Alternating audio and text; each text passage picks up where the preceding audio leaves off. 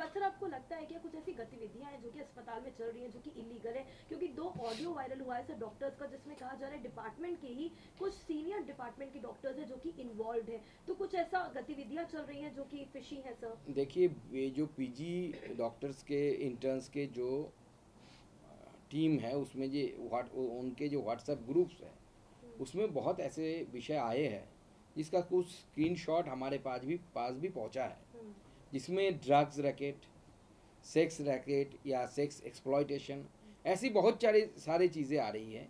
एक TMC MP, उनके भतीजे के भी नाम बार बार आ रहे हैं, तो मालूम नहीं क्या सच है क्या है, लेकिन कुछ तो गड़बड़ है, क्योंकि टीएमसी के इतने महिला सांसद होने के बाद, इतनी बड़ी घटना घट जाने के बाद एक भी महिला सांसद ने ज़्यादा कुछ नहीं बोला, ज़्यादा कुछ बोले ही नहीं। यहाँ तक कि टीएमसी के एक सांसद, 3 विधायक, 2 सांसद, टीएमसी के 2 सांसद, 3 विधायक उसी मेडिकल कॉलेज से पढ़े हुए हैं, आरजी कौर मेडिकल कॉलेज से पढ़े हुए हैं, लेकिन उनका भी मुंह में कोई प्लास्टर लगा दिया, किन्होंने सेलोटेप लगा दिया किसी ने, यानी दाल में कुछ काला है। तो हालांकि ये केस सीबीआई के पास चला गया है, आपको लगता है कि जो जिस नानुकुर कर रही थी पहले ममता गवर्नमेंट की, हम सीबीआई को तब देंगे जब बंगाल पुलिस फेल हो जाएगी, और बाद में सीबीआई को कोर्ट ने दिया, आपको लगता है कि स्टार्टिंग से ही गवर्नमेंट को पता था कि उनके जो क्लोज कॉन्फिडेंस है उसमें इन्वॉल्व है? देखिए, गवर्नमेंट को पता तो रहना चाहिए कि क्या हो रहा है नहीं हो रहा है, लेकिन ये जो डिले हुआ है इसमें मुझे लगा कि मुख्यमंत्री जी का कोशिश था कि पुलिस के द्वारा इन्वेस्टिगेशन को डिले कराया जाए, क्योंकि आप जानते हैं ऐसे केसों में मर्डर, रेप जहाँ पे होता है वहाँ पे बायोलॉजिकल रिमेन्स जो रहते हैं घटना स्थल पे, वो बहुत इम्पोर्टेंट हो जाते हैं आपका आइडेंटिफिकेशन, जिन्होंने क्राइम किया, क्रिमिनल्स का आइडेंटिफिकेशन के लिए। तो जितना समय जाता है बायोलॉजिकल स्पेसिमेन की या बायोलॉजिकल जो प्रूफ रहता है एविडेंस की, उसकी लाइफ ख़त्म होती जाती है। जितना लेट करेंगे आप उतनी जल्दी आपका डीएनए डिसइंटीग्रेशन होगा, अपना अच्छा क्वालिटी का डीएनए आपको नहीं मिलेगा उस सैंपल से।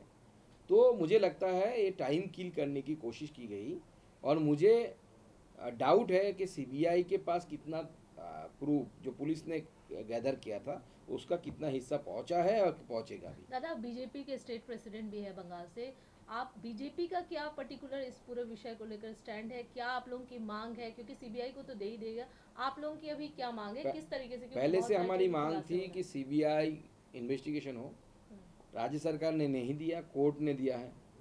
दूसरी बात है कि इस घटना कोई एक सिंगल घटना नहीं है। ममता बनर्जी पावर में आने के बाद से ही महिलाओं के ऊपर अत्याचार पश्चिम बंगाल में बढ़े हैं। एक के बाद एक रेप की घटना घटी है। रेप की घटना बाकी जगह में घटती नहीं, ऐसा नहीं है, मैं वो भी मानता हूँ, लेकिन जो अप्रोच लेनी चाहिए पश्चिम बंगाल सरकार की, अप्रोच जो है, एक के बाद एक अगर केस पकड़े आप। 11 साल में ममता बनर्जी आई, पार्क स्ट्रीट कांड हुआ, उस समय उन्होंने बोला कि it is a small incident, और ये एक एस्कॉर्ट सर्विस और उसके कस्टमर के बीच की लड़ाई है। तो कोई महिला अगर एस्कॉर्ट सर्विस की भी पार्ट हुआ, मैं टाइम के लिए मान भी लूँ, whether you have the right to rape her, Bharat का आइन क्या बोलता है, लेकिन सरकार ने ऐसी रवैया लिया। उसके बाद हासखाली में एक टीएमसी के नेता के बेटे ने एक नाबालिग के साथ बलात्कार और मर्डर किया। उस समय भी सरकार की मुख्यमंत्री खुद उस बच्ची की कैरेक्टर को लेकर सवाल उठा दे, एक महिला मुख्यमंत्री होने के बावजूद। वेदर अफेयर्स थे क्या बच्ची प्रेग्नेंट थी क्या? तो ये जो विषय है, एक रेप केस को लेके आपका रवैया क्या है, आपका दृष्टिकोण क्या है, ये सबसे इम्पोर्टेंट है। और इस सरकार की दृष्टिकोण सही नहीं है,